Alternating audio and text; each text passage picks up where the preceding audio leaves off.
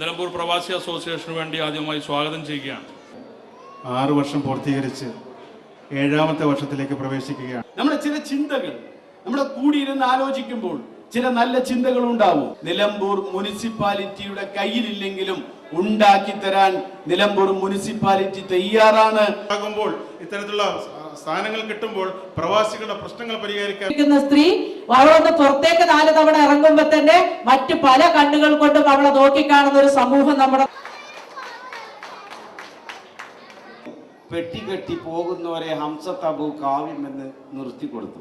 നിലമ്പൂർ പ്രവാസി അസോസിയേഷൻ നമ്മുടെ നാടിനും അല്ലെങ്കിൽ വളരെ നല്ല രീതിയിൽ നിങ്ങൾ ചെയ്യുന്ന എല്ലാ നല്ല കാര്യങ്ങൾക്കും